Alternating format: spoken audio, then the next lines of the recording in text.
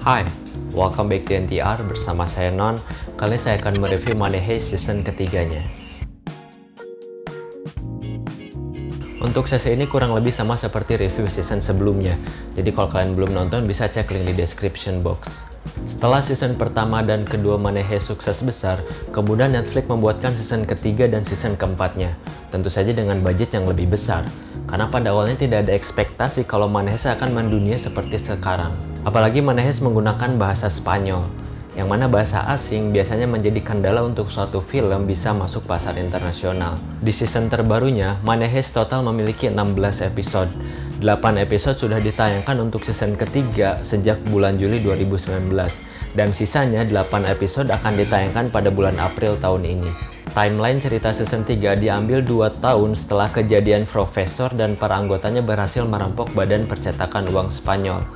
Setiap orang sudah mendapatkan tempat pelarian yang aman. Seharusnya tidak ada masalah muncul, tetapi karena kelalaian salah satu anggotanya, menimbulkan masalah yang cukup besar. Panggilan telepon yang dilakukan Rio kepada Tokyo berhasil disadap oleh pemerintah Spanyol, sehingga ini membuat Rio harus tertangkap. Dan tertangkapnya Rio ini menjadi pemicu berkumpulnya kembali para perampok untuk menyelamatkan Rio. Ide Profesor kali ini adalah dengan merampok cadangan emas negara yang berada di Bank Spanyol, dengan tujuan untuk menciptakan kekacauan. Itulah yang menjadi landasan cerita untuk season ketiga ini. Untuk perampokan kali ini beranggotakan 9 orang, ada Tokyo, Rio, Nairobi, Helsinki, dan Denver. Ditambah dengan anggota baru, yaitu ada Palermo, ada Stockholm, atau di musim sebelumnya kita lebih mengenalnya dengan Monica, ada Marseille dan Bogota. Perampokan masih dipimpin oleh Profesor, namun sekarang Profesor memiliki partner yaitu Lisbon, atau di musim sebelumnya kita mengenalnya sebagai Raquel. Ada beberapa fakta menarik di Money Heist season ketiganya ini. Yang pertama adalah karena Money Heist ini sekarang menjadi sangat populer, banyak orang di belahan dunia menggunakan jumpsuit warna merah dengan topeng Salvador Dali sebagai simbol perlawanan. Jadi kostum Money Heist ini digunakan oleh para demonstran dari belahan dunia yang sedang memperjuangkan sesuatu ataupun melawan ketidakadilan. Salah satunya di Indonesia. Ketika demo penolakan RUU KUHP dan RUU KPK beberapa waktu lalu, ada salah satu masanya yang menggunakan kostum ini. Kemudian sebagai bentuk penghargaan atas kesuksesan internasionalnya, Money Heist menampilkan rekaman aksi nyata dari orang-orang ini di season ketiganya. Jadi adegan ketika Profesor menampilkan slideshow yang berisi para demonstran dari belahan dunia mengenakan jumpsuit warna merah dengan topeng Salvador Dali itu adalah rekaman nyata, bukan fiksi. Yang selanjutnya adalah di Money Heist season ketiga, Netflix memasukkan unsur Indonesia di dalamnya.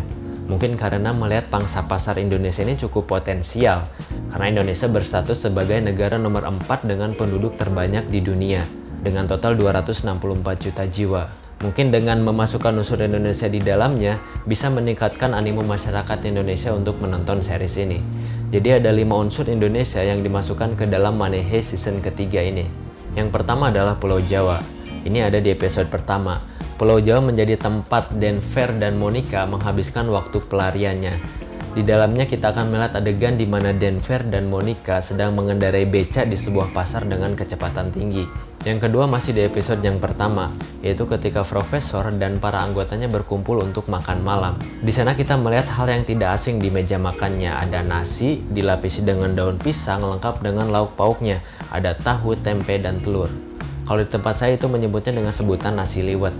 Mungkin kalau daerah lain memiliki nama yang berbeda. Yang ketiga adalah Sulawesi. Di episode ketiga, Denver menceritakan pengalamannya bersama Monica melahirkan anak pertamanya di Sulawesi. Dalam adegan tersebut, kita akan melihat Denver sempat salah menyebutkan Sulawesi menjadi Sulalao. Kemudian dibenarkan oleh Monica menjadi Sulawesi. En la clínica esta de Sinalao. De Sulawesi. Sulawesi. Sulawesi. Oh, Sulawesi. Yang keempat adalah rumah sakit, masih di episode ketiga. Di scene ini kita akan diperlihatkan salah satu rumah sakit di Sulawesi tempat lahirnya anak Denver dan Monica. Kalau diperhatikan lagi, kita akan menemukan kata menyusui di dinding rumah sakit. Dan kalau didengarkan lebih teliti, kita akan mendengar orang menyebutkan kata hati-hati, mau kemana, jangan lari-lari. Yang kelima adalah Jakarta. Ini ada di episode kelima, ketika Raquel dan Alicia sedang bernegosiasi melalui telepon. Di sana Alicia sedang membicarakan bagaimana nasib ibu dan anaknya Raquel. Di sana Alicia berkata, Aku tidak bisa membayangkan Paula di sana, menangis setiap malam di panti asuhan Jakarta, gadis yang malang. Llorando. Bueno, sí me la imagino. Todas las noches ahí en un orfanato en Yakarta. Joder, pobrecita mía. Sebetulnya, tema season ketiga ini masih sama dengan 2 season sebelumnya, yaitu tentang perampokan.